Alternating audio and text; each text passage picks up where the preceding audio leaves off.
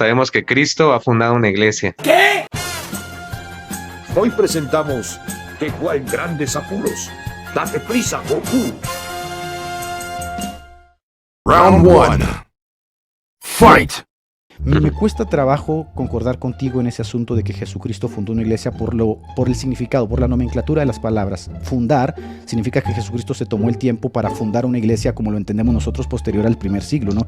Que Pablo fundó la iglesia, por ejemplo, de Éfeso, que Pedro y Pablo fundaron la iglesia de Antioquía, que Marcos fundó la iglesia de Alejandría. Entonces, ¿en qué sentido tú utilizas la palabra que Jesucristo fundó una iglesia? Fundar o edificar prácticamente viene a ser un sinónimo, edificar. Cuando Jesucristo dice en el texto, edificaré mi iglesia, o sea, estaremos hablando de una sola. ¿Seguro? El orden de la forma en que se utilizan sí es muy importante, porque primero se funda algo y luego se edifica sobre ese fundamento. Jesucristo dice que va a edificar su iglesia, no fundar su iglesia. Si así fuera, yo creo que la iglesia que puede reclamar históricamente esa fundación o esa edificación serían, por ejemplo, dos iglesias, las más antiguas, la de Jerusalén y la Antioquía. ¿Cómo entra Roma en el asunto de que Jesucristo fundó la iglesia de Roma, por ejemplo, ¿no? ¡Mamma mía! Entonces, cuando decimos fundar o edificar, estamos hablando que Jesucristo edifica una sola congregación, un grupo de personas, ¿verdad? Los primeros, la iglesia primitiva, y esa iglesia tiene que haber preexistido siempre. El desarrollo teológico que la Iglesia Católica Romana establece hoy y que alcanza su culmen en el Vaticano I con la entronización del Papa, no es esa misma iglesia que se funda, por ejemplo, en la Pentarquia en el siglo I. Y si estamos hablando de la eclesiología, el Concilio de Nicea delimita, ya de entrada en el 325, siglo IV, el Concilio de Nicea delimita que la iglesia que tú defiendes hoy no es la iglesia del siglo IV. Entonces estaríamos ahí en una contradicción.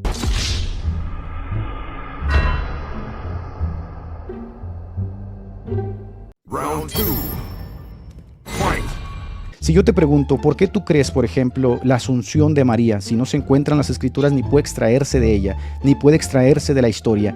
¿Por qué la creerías si las primeras comunidades evangélicas, los padres de la iglesia, no lo creían? Pues no hay un texto explícito en ese sentido, explícito en ese sentido, explícito en ese sentido, explícito en ese sentido, pero hay ciertos textos implícitos. Tal vez te sonará lo que es Apocalipsis, solamente lo voy a parafrasear. ¡Momento! ¿Seguro que así funciona la cosa?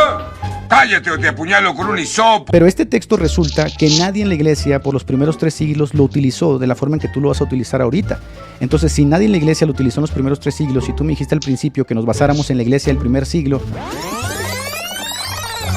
Enfocarnos sobre todo en los primeros 3 siglos, o quizás, si se puede, más, en el siglo I. ¿por qué sigues creyendo algo que nadie interpretó el texto así por los primeros 3 siglos? Estamos hablando de, por ejemplo, Ignacio, estamos hablando de Ireneo, estamos hablando de Clemente, estamos hablando de Policarpo de Esmirna, que era discípulo del apóstol Juan, estamos hablando de Papías de Hierápolis, estamos hablando de Hermas. Ninguno de ellos interpretó este texto así, y ellos son los más cercanos a la iglesia. ¿Por qué tú quieres como convencer, por ejemplo, de que nosotros debemos de ver ese texto así, si tú mismo acabas de decir al principio que nos sujetemos a las disposiciones de la iglesia primitiva? La mayoría de los padres no hay consenso que digan eso de la Virgen. Por supuesto, por supuesto, por supuesto. Por supuesto. Claro, yo lo sé, a partir del siglo IV, sí, de ahí el por ahí. El consenso mayoritario, por ejemplo, la interpretación que le da Apocalipsis 12 es que es la iglesia. Ese claro, es el consenso mayoritario. Pero ¿podríamos decir que hay algún problema en que se pudiera referir también a la Virgen María? ¡Ay, ternurita! Sí creo que hay un problema. ¿Por qué? Porque yo creo que hay un problema porque estás partiendo de la tipología. Agustín decía que el sentido anagógico de las escrituras era el último que tú deberías de tomar, ¿sí? El primer sentido era el histórico literal. Y cuando los padres de la iglesia se acercan a ese texto, ven el sentido histórico literal, ven el sentido, el primario de la escritura y te dicen, esta es la iglesia. No puedo argumentar nada ante esa lógica. Con eso de que tú comentas de que no hay evidencia, ¿estás también quitando por encima la implícita? Aunque sea implícita. Si yo quiero llegar a la interpretación de un pasaje, yo tengo que utilizar una cierta metodología para acercarme al pasaje y ver lo que el autor quiso transmitirme, ¿sí? Pero resulta que Agustín y las escuelas de Antioquía y de Alejandría que dictaminaron cómo iba a ser teología la iglesia, nos dicen que esa parte, la anagógica y la tipológica, es la última opción. En este caso tú estarías revirtiendo la escala de valores y diciendo, aunque no hay evidencia, yo me voy a ir por lo implícito. Entonces, una muy mala forma de hacer teología, porque la forma correcta de hacer teología es tratar al texto con lo que el autor quiso decirnos del texto, no con lo que tú quieres imponer sobre el texto. ¿Sí me estoy dando a entender? José, en el Antiguo Testamento, es una prefiguración de Jesús, pero también es una prefiguración de Pedro. Cuando los teólogos o los eruditos se acercan al texto, la mayoría de ellos concuerdan, incluido por ejemplo los mariólogos católicos, concuerdan que el texto no habla de María, habla de la iglesia. Apocalipsis 12 es la iglesia. No es una referencia mariana, se acomoda. Ya sabes lo que tienes que hacer con esa arma, viejo. Ya sabemos que hay dos interpretaciones, que sí, la más antigua es la de la iglesia, es verdad, pero no hay una límite para decir que no puede ser la Virgen María. Yo te pregunto, por ejemplo, Alex, ¿tú crees que María tuvo dolores de parto?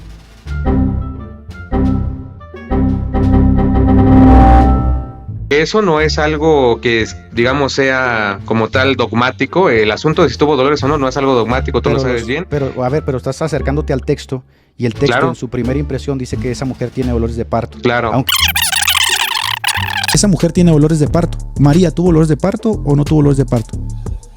No creo que haya tenido dolores de parto. Entonces no es María, porque esa mujer tuvo dolores de parto. Fin, se acabó.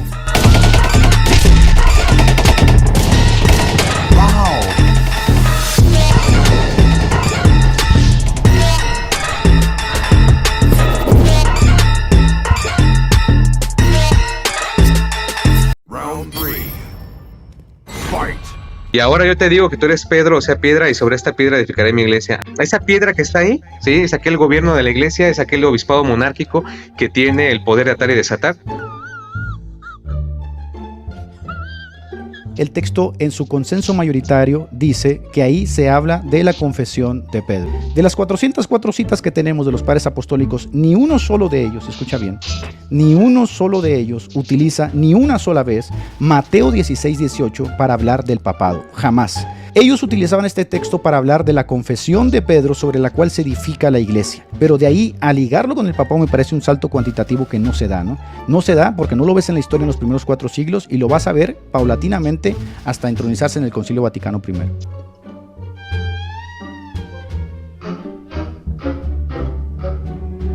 ¡Eres despreciable! Pero hay algunos eruditos, por ejemplo, los protestantes... Erudito protestante. Claro, y así él cree en el papado. Si quieres te paso las fuentes. No, yo tengo las fuentes. Pero te pregunto, ese erudito protestante cree en el papado. Están reconociendo a Pedro como la roca, y no solamente como una roca. ¿Creen en el papado? Te pregunto, ¿creen en el papado ese protestante?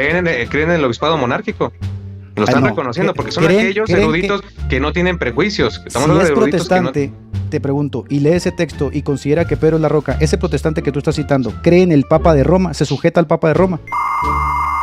Pues obviamente es protestante, pero yo te estoy usando fuentes. Te estoy mostrando fuentes. Obviamente, Alex, que ellos no leen el texto como tú lo estás leyendo. Ellos están leyendo el texto de una forma objetiva que tú no alcanzas a leer, que tú no alcanzas a dimensionar, porque si ellos leyeran el texto como tú lo quieres leer, ellos serían católicos romanos. Yo te dije a un principio que nosotros los protestantes no tenemos ningún problema en decir que Pedro fue la roca, siempre y cuando esto se entienda como un primado de honor.